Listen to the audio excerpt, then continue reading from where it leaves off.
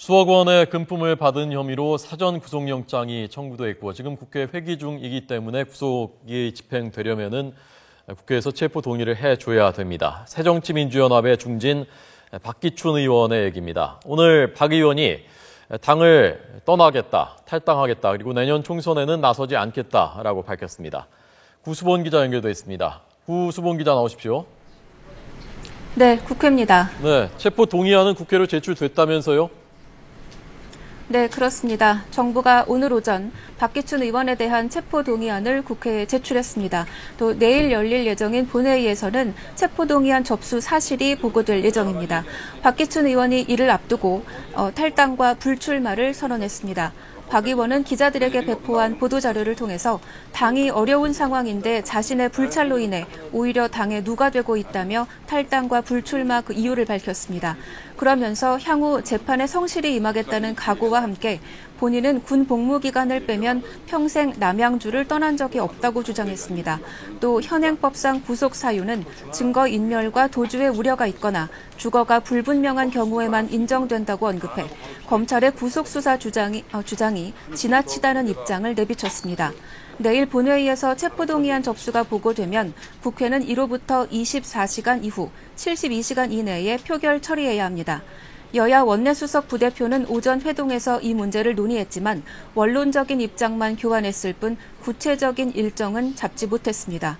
새누리당 조원진 원내수석은 국회법에 따라 오는 12일이나 13일 가운데 하루 원포인트 본회의를 열어 처리하자고 주장했지만 새정치연합 이춘석 원내수석은 내일 본회의 보고를 일단 받은 뒤에 국민 눈높이에 맞춰 협의한다는 유보적인 태도를 보인 상태입니다.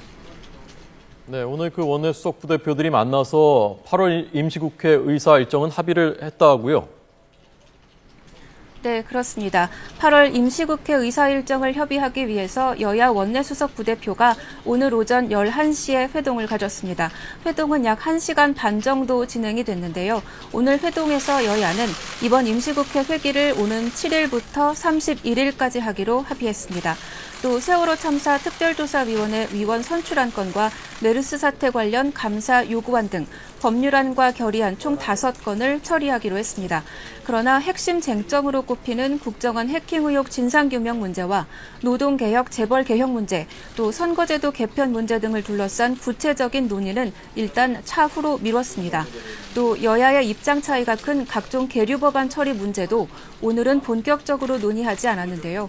회동에 앞서 새누리당 김무성 대표는 3년째 처리되지 못하고 있는 서비스산업발전기본법과 관광진흥법 등이 하루속히 처리돼야 한다고 강조한 반면 새정치연합 문재인 대표는 정부의 세법 개정안은 기업의 법인세 정상화나 기관세 감면 축소 방안 등이 빠진 재정 적자 방치 법안이라며 강력 비판해 양당의 시각차를 드러냈습니다.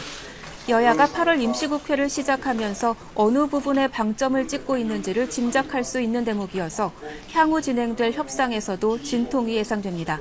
지금까지 국회에서 YTN 구수본입니다.